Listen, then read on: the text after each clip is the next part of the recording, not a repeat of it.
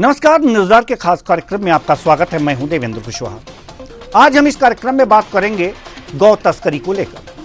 छत्तीसगढ़ में गौ तस्करी करने वालों की अब खैर नहीं है। अब तक छत्तीसगढ़ के रास्ते यूपी, एमपी, ओडिशा से गायों को लाने ले जाने के कई मामले सामने आते रहे हैं, लेकिन अब सरकार ने गौ तस्करी पर कड़े नियम बनाए हैं। क्या है पूरा मामला, जानेंगे इसी कार्यक्रम में। तो आइए शुरू करते हैं गोवंश पर एक्स।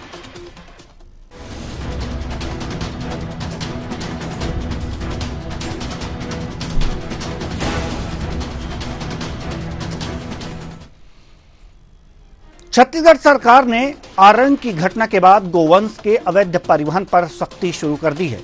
छत्तीसगढ़ में अब गौ तस्करी, गौ हत्या और गोमांस बिक्री जैसे मामलों पर सख्त कार्रवाई की जाएगी। इसको लेकर राज्य सरकार ने गाइडलाइन जारी कर दी है।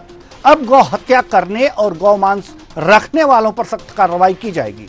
उन्हें जेल भी जाना पड़ेगा, साथ ही 50,000 रुपए का जुर्माना भी लगाया जाएगा। डिप्टी सीएम विजय शर्मा ने कहा है कि गौ तस्करी करने वालों को जेल तो होगी ही, गाड़ी वाले पर भी कार्रवाई होगी।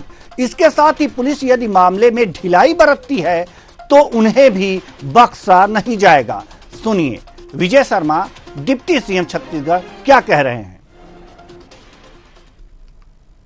गौवंश के अवैध परिवहन या जिस तरीके से घटनाएं देखते आए हैं, उन सारे घटनाओं के लिए विशेष प्रावधान अभी किस तरीके से प्रक्रियाओं को आगे बढ़ाया जाएगा, इन प्रक्रियाओं का निर्धारण करके विभिन्न अधिनियमों के अंतर्गत प्रक्रियाओं का निर्धारण करके बात आगे आई है। तो मैं इसमें विशेष रूप से कहना चाहता हूं कि अब इसमें 7 साल की सज़ा और 50,000 रुपये तक का जुर्माना ये निर्धारित हुआ है। जो दूसरा ये है कि बर्डन ऑफ प्रूफ ये अभियुक्त के ऊपर होगा।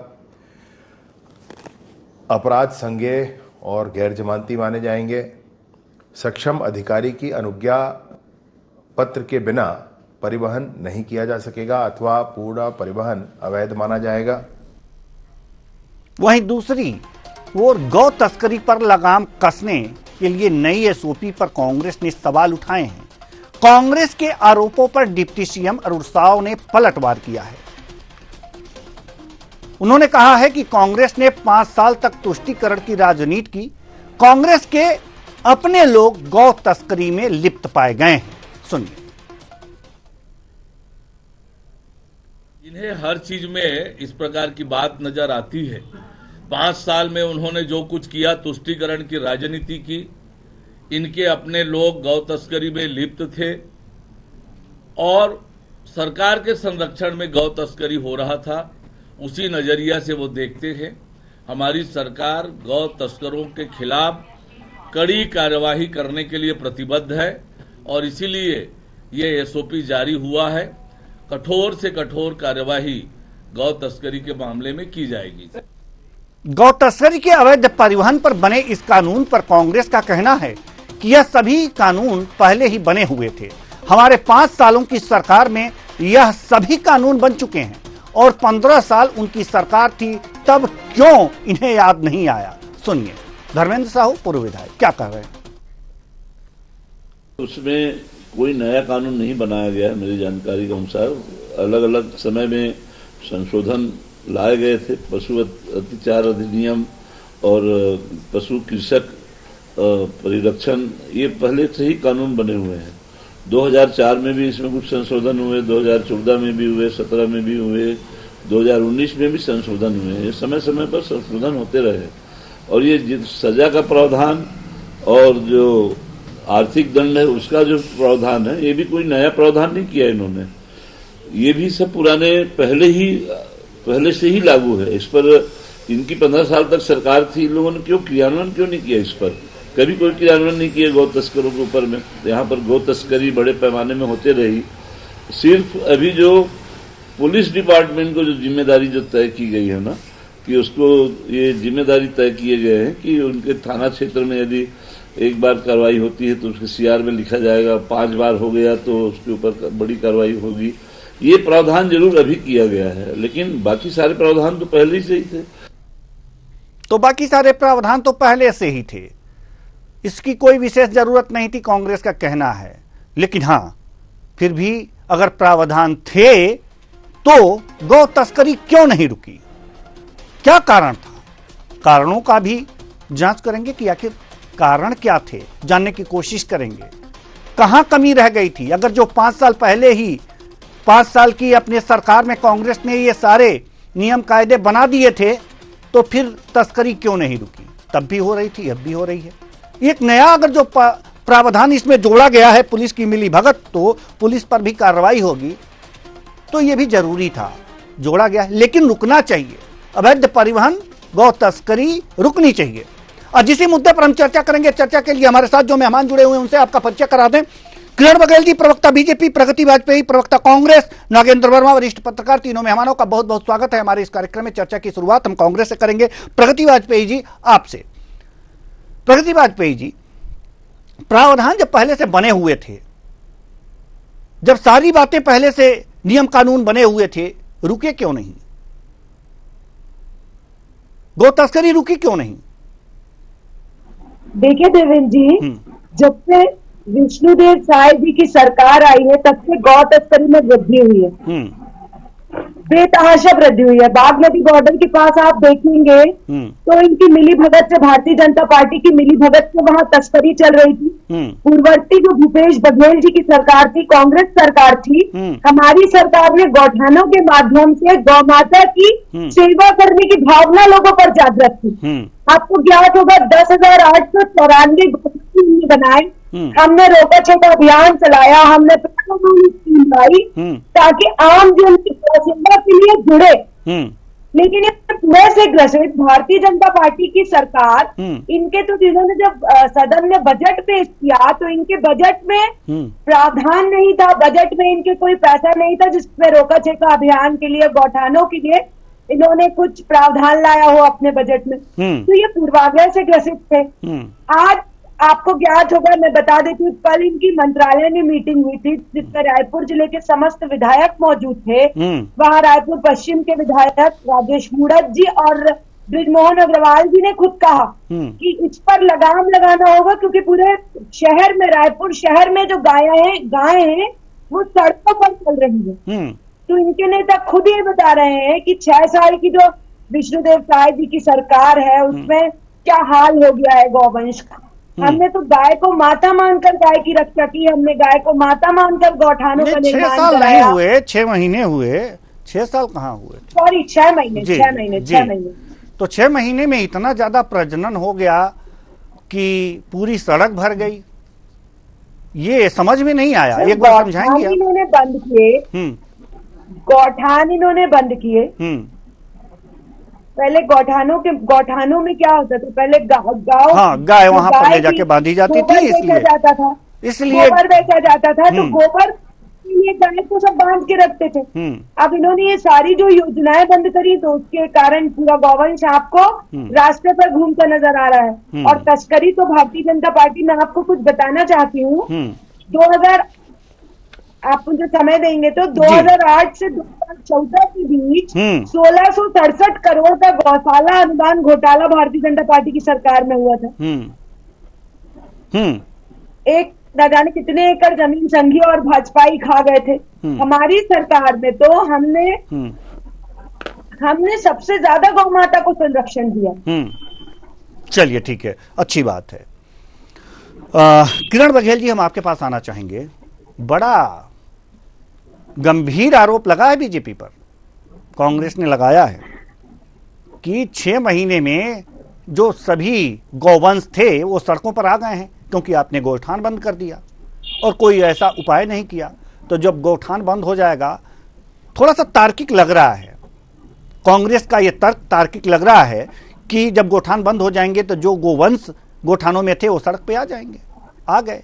तो क्या कोई प्रबंध नहीं किया गया था? क्या अचानक गौठान बंद कर दिया गया? कोई प्री प्लानिंग नहीं थी सरकार की? देवेंद्र जी, सबसे पहले तो आपको बता दूं कि जितने अधिनियम बने हैं ये गौ तस्करी के खिलाफ, जो अभी इनके ही कांग्रेस के नेता कह रहे थे कि अधिनियम पहले से बन चुके हैं, और धनेन्द्र साहू जी तो यही कह रहे थे कि old wine in new bottle की बात भी कर रहे थे। तो आपको बता दूं, जब एमपी से छत्तीसगढ़ अलग हुआ था, इनकी जो भी सरकार थी, तो कोई भी गौ तस्करी के खिलाफ एक भी नियम कानून नहीं बने थे। ये 2004 में हमारी भाजपा की सरकार आई और जितने नियम अधिनियम बने वो हमारी भाजपा सरकार ने ही लाए। तो ये दिखाता है कि कितने गौ तस्करी या गौवंश की हत्या के खिलाफ रही है भाजपा सरकार और शुरू से इनकी सेवा और इनकी संवर्धन के लिए प्रतिबद्ध रही है। और रही बात इनके शासनकाल की बात बताऊं तो कहीं ना कहीं गौ तस्करी बहुत चरम पर रही, क्योंकि सरकारी संरक्षण और सरकारी साठगांठ रही है।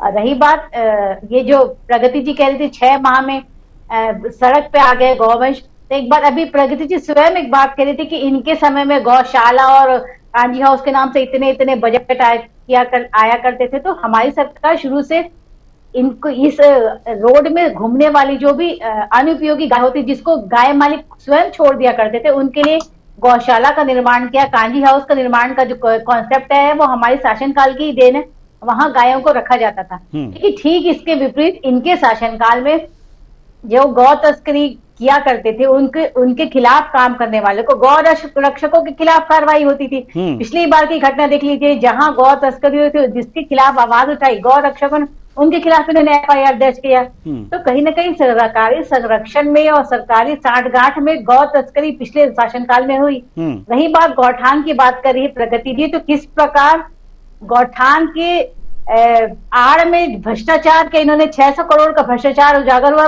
प्रगति जी, अगर आपको याद हो, ऐसे परिवार को गोबर का भुगतान किया है 5-5 लाख का, जिस परिवार में एक भी गाय नहीं है, और 2 रुपए किलो में गोबर लेकर आप लोग किसानों को 1-1 हजार रुपए बोरी बेचा करते। तो किस प्रकार किसानों का शोषण कर रहे थे आप लोग गोबर की आड़ में। गौमूत्र की जो अभी करप्शन अभी उजागर हुआ है, तो ये सरकार तो चारा घोटाला को भी भूल कर उसको उससे भी आगे बढ़कर गोबर पे घोटाला करने से बाज नहीं आई। तो किस प्रकार गौठान के नाम पर करोड़ों 18-18 लाख एक गौठान पे खर्च किए सरकार ने, जो कि सिर्फ बंडर बाट हुआ और क्या हाल रहा वो तो हमारी भाजपा सरकार ने पोल खोल कार्यक्रम पे तहत दिखा दिया कि ना गौठानों में ना गाय मिलती थी ना ही गोबर मिलता था। तो इस सरकार में गाय की सुरक्षा के लिए कुछ नहीं किया गया, सिर्फ किया गया है तो भ्रष्टाचार। और ये हमारी सरकार है जो बहुत संवेदनशील है गौ तस्करी को लेकर, गौ रक्षा को लेकर, इसलिए इतने कड़े कानून बनाए हैं। और साथ ही साथ इसकी जो सबसे विशेषता है कि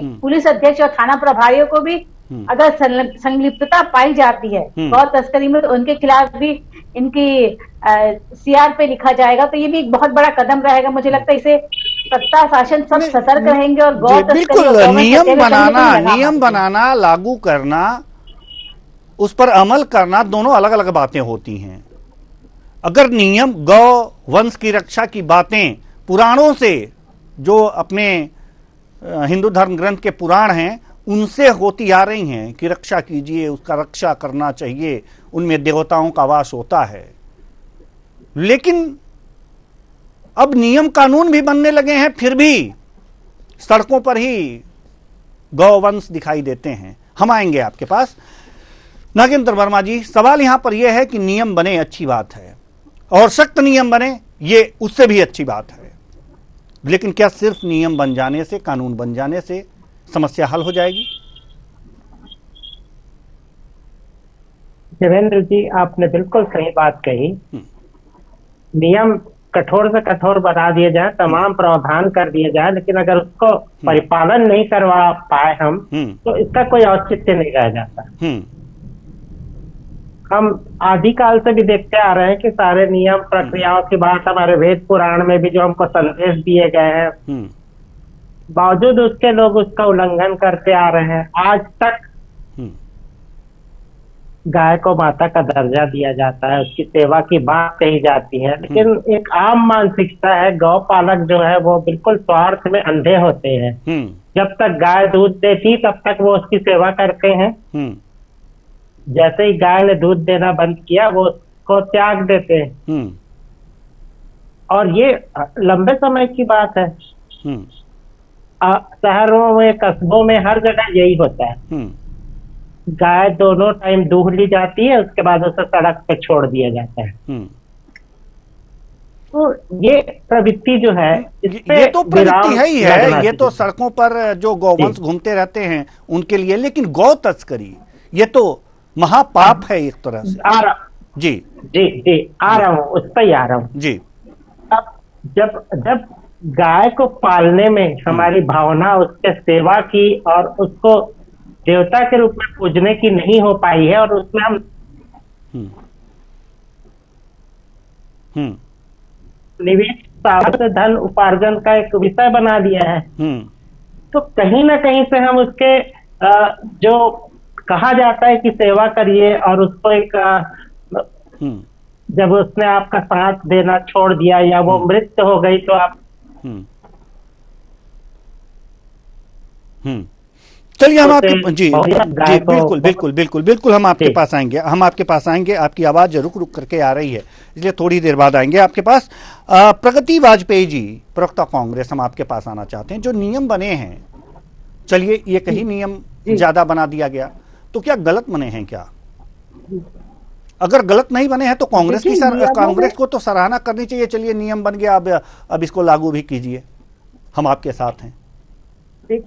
देखिए नियम पुराने हैं, एक आध नियम इसमें नया जो ऐड हुआ है जिसमें पुलिस का इन्वॉल्वमेंट पाया जाएगा, वो जो नियम है वो नियम बस इन्होंने अलग बनाया है। बाकी नियम में संशोधन आपको ज्ञात होगा 2004 में जो संशोधन हुआ, 18 में संशोधन हुआ, 14 में हुआ, 19 में हुआ, तो नियमों में तो संशोधन होता है देवेंद्र जी। आपको ज्ञात होगा यदि इतिहास में पहली बार 34 गायें एक साथ मारी गई थी मुंगेली में, तो तब जब रमन सिंह जी की छत्तीसगढ़ में सरकार थी।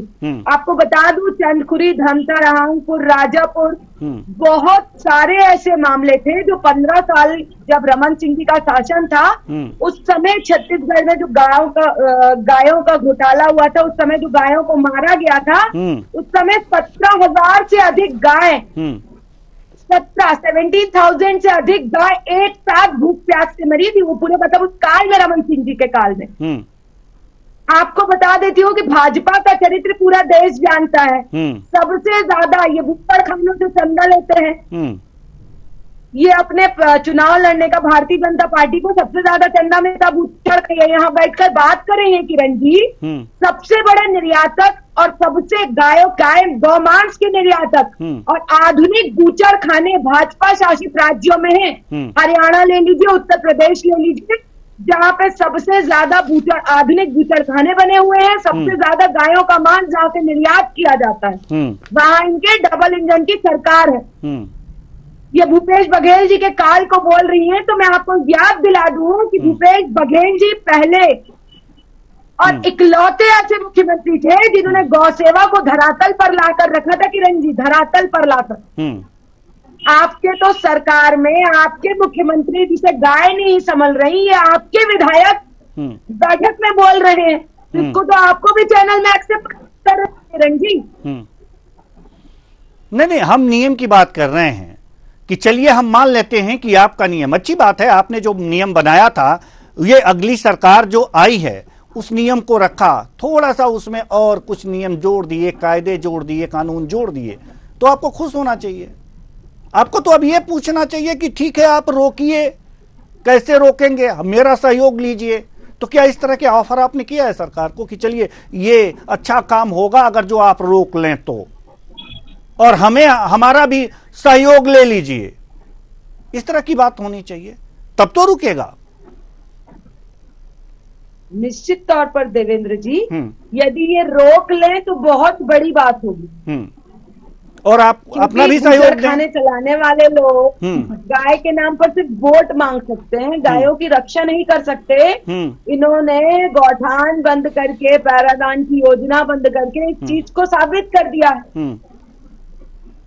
ठीक है, ठीक है। किरण बघेल जी, नियम तो बन गए, कायदे बन गए, ठीक है। आरोप भी आप पे आ रहा है कांग्रेस की तरफ से कि सबसे ज्यादा बूचड़खानों से चंदा जो है आप लोग लेते हैं। अब कांग्रेस के पास कौन सा प्रूफ है, क्या है, ये तो कांग्रेस बताएगी, लेकिन जो नियम बने हैं हम उसकी सराहना करते हैं, होना चाहिए। लेकिन ये लागू कैसे होगा, किस तरह से होगा, और कब तक माना जाए कि जो सड़कों पर गोवंश घूम रहे हैं वो सड़कों पर नहीं दिखेंगे, और साथ ही साथ जो तस्कर हैं तस्करी तो करेंगे, लेकिन वो जेल के अंदर तक उनको कब से देखा जा सकता है कि एक अभियान चला करके सरकार ये कर रही है? देखिए देवेंद्र जी, निश्चित तौर पे अगर ये कानून बने हैं तो बहुत जल्दी इम्प्लीमेंट होंगे, और सभी जानते हैं कि भाजपा किस प्रकार गौ रक्षा को लेकर कितनी कटिबद्ध है, प्रतिबद्ध है। जैसे कि अभी वाजपेयी जी कह रही थी कि पहली बार भूपेश जी ने इस योजना को लाकर गौवंश के रक्षा को लेकर पहली बार धरातल पे लाए, तो वाजपेयी जी धरातल पे नहीं लाया। सबसे बड़ा गोबर घोटाला अगर कहीं पे हुआ है पूरे भारत में तो छत्तीसगढ़ में हुआ है। 600 करोड़ का घोटाला हुआ है। पोल कार्यक्रम किया था और एक एक गौठान में हम गए थे तो वहां पे गौवंश बस नहीं रहती थी, बाकी सब रहता था। एक एक गौठान पे 18 से 19 लाख का बजट इन्वेस्ट किया गया, लेकिन वहां पे कुछ नहीं मिला। तो किस प्रकार आप लोग ने गौमूत्र पे भी घोटाले किए, गोबर पे भी घोटाले किए, ये तो जग जाहिर है। कई बार देवेंद्र जी, जिस प्रकार नियम बने हैं बहुत सख्ती से लागू होंगे, बहुत जल्दी लागू होंगे।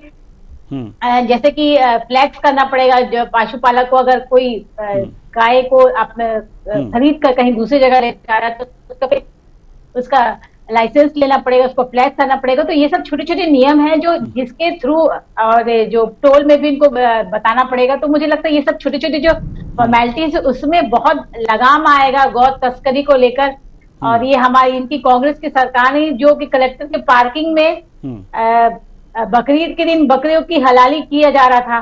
तो मुझे लगता है कि भाजपा के शासन है और जिस प्रकार सख्ती से कानून बने उसी प्रकार लागू भी होंगे। और बहुत जल्दी छत्तीसगढ़ में जो गाय हैं जो सड़कों पे मिल रही है उससे भी आजादी मिलेगी, कहीं ना कहीं इस पे रोकथाम आएगी। और जो इसके पीछे संलग्न है, संलिप्त है तो गौ तस्करी और हत्या में, मुझे लगता है उन पर भी कार्रवाई होगी और इस पे बहुत बड़ी रोकथाम होगी। जी बिल्कुल, बिल्कुल होनी भी चाहिए। नागेंद्र वर्मा जी, हम आपके पास आना चाह रहे हैं। वरिष्ठ पत्रकार हैं, बहुत से नियम कानून देखे हैं और किस तरह से कुछ नियम कानून को लागू होते हुए भी आपने देखा होगा, महसूस किया होगा।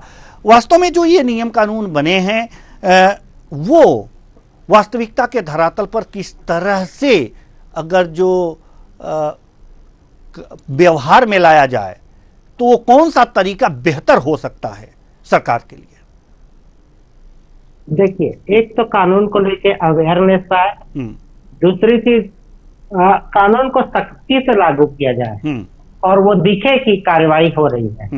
छत्तीसगढ़ एक बड़ा शांत प्रदेश है और मैं समझता हूँ कि इसके अंदर सड़कों का जाल है और काफी सारी सड़कें जो है वो वन क्षेत्रों के अंदर से दूसरे स्टेट को जाती है। इसका फायदा आमतौर पे पशु तस्करी के लिए उपयोग होता है और जाहिर है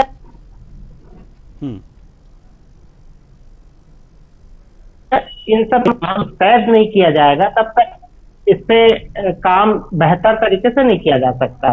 अब इसमें सबसे अच्छी चीज इन्होंने करी कि लाइसेंस लेना पड़ेगा। अगर आप गोवंश को कहीं लेके जा रहे हैं उसका आपको तार्किक रूप से कारण बताना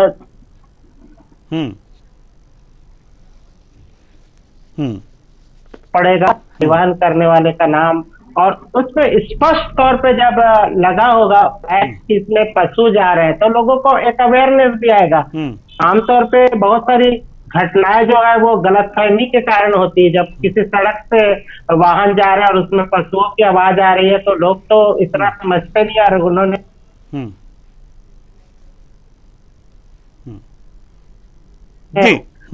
आती है जैसे बहुत सारी घटनाएं हुई है। तो इन सब चीजों में जब तक पारदर्शिता नहीं आएगी, और लेकिन एक चीज है, एक चीज और दिक्कतें आ सकती हैं इसमें, जैसे कि हम महसूस कर पा रहे हैं कि लगभग किसान जाते हैं, खरीद और बिक्री करते हैं गायों की, गोवंश की, तो उसमें क्या होता है कि वो गांव में गए, किसी किसान से खरीदे, उन्हें पैसा दिया और किसी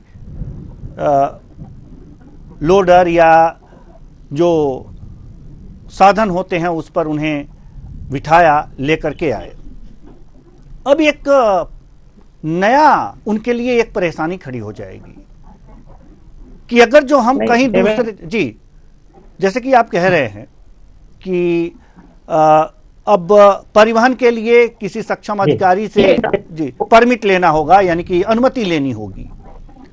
तो अब वहां वो खरीदेगा, जाएगा, परमिट भी लेगा, अधिकारी कभी मिलेगा कभी नहीं मिलेगा, तो किसानों की समस्याएं तो बढ़ जाएंगी। तो इसके लिए भी क्या उपाय एक होना चाहिए निश्चित, कि बहुत ज्यादा परेशानी ना हो, या फिर एक या दो पशु के लिए छूट मिल रही है, इसमें क्या है स्थिति? जी, पशुओं के लिए, गोवंश के लिए इसमें मेरे ख्याल से प्रावधान वही किया जा रहा है कि सक्षम अधिकारी होगा जो सहज उपलब्ध होगा, जहां पशु मेले लगते हैं या जहां से पशु आते हैं। आमतौर पर हमारे छत्तीसगढ़ में सरगुजा के रास्ते से हरियाणा होके या दूसरे ऐसे समृद्ध पशुवंश वाले क्षेत्रों से सड़क के जरिए ये परिवहन होता है, और इसमें बाकायदा जिम्मेदारी से चलाया ले जाया जाता है। गड़बड़ियां तब होती है जब वो संदिग्ध तरीके से परिवहन होता है, रात को परिवहन होता है या छुपे हुए रस्तों से जब परिवहन होता है, तब इसमें समझ में आती है कि इसमें कहीं पर अवैध तरीके की परिवहन की घटनाएं हो रही है।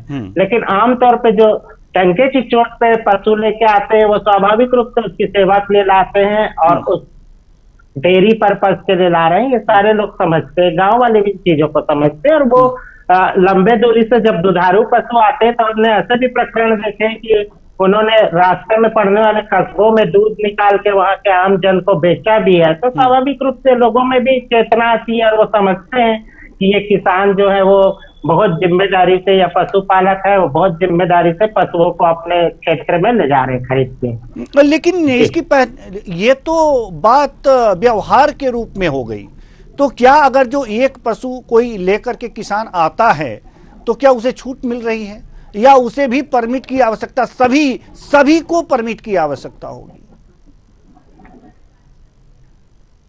मुझे लगता है कि अगर वो ढेर सारे पशु लेके आ रहे हैं तब तो होगा, अगर एक पशु लेके आ रहा है तो स्वाभाविक रूप। जी, हम किरण बघेल जी से ही इसका जवाब ले लेते हैं। किरण बघेल जी, स्थिति क्या है? क्योंकि कोई भी नियम कानून बनता है, मुझे भी यही लग रहा है देवेंद्र जी। मैं तो इस मेरे पास एक कागज तो नहीं आया, लेकिन अगर छोटा पशुपालक है या एक से दो गाय लेके जा रहे हैं तो वो गौ तस्करी के उसके नहीं आना चाहिए, दायरे में नहीं आएगा।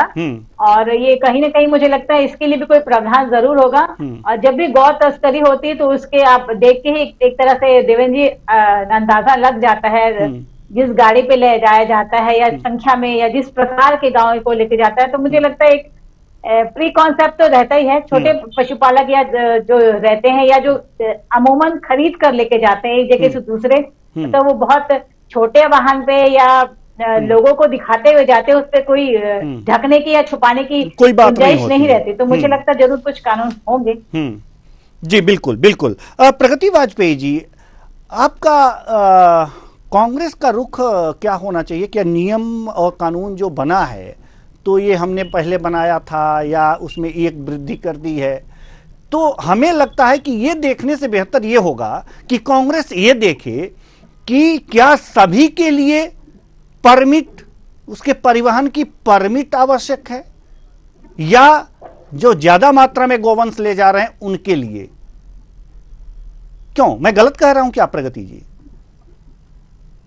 नहीं, मैं ये कह रही हूँ देवेंद्र जी, देखिए गौ तस्कर का जो गिरोह है वो जब तक अपन का, जब भारतीय जनता पार्टी की सरकार आई, यदि नॉर्मल किसान, सामान्य किसान एक दो गायों को लेकर जाता है, वो तस्करी नहीं होती। तस्करी करने वाले ट्रक जो है वो अलग समझ में आते हैं, जहां भरा हुआ ट्रक। बात वो नहीं है ना, बात तो ये है प्रगति जी कि जब परमिट लागू होगा और नियम लागू होगा तो कांग्रेस को यह ध्यान रखना चाहिए कि क्या सबके लिए परमिट आवश्यक हो गया, या जो किसान है या एक दो गोवंश लेकर के परिवहन कर रहा है तो उसके लिए छूट है। देखना तो यहां चाहिए ना आपको, क्योंकि इससे परेशानी हो सकती है किसानों को। अगर इस तरह के कोई काम, अगर इस तरह के नियम बने कि नहीं सबके लिए आवश्यक हो गया, तो आपको स्टैंड लेना पड़ेगा, क्योंकि उसे एक गरीब किसान जो है वो प्रभावित होगा। क्यों? गलत तो नहीं कह रहा हूं मैं? नहीं, आप बिल्कुल सही कह रहे हैं। यदि ये नियम बनता है कि किसानों को भी परमिट लेना पड़ेगा तो बिना वजह किसान परेशान होंगे।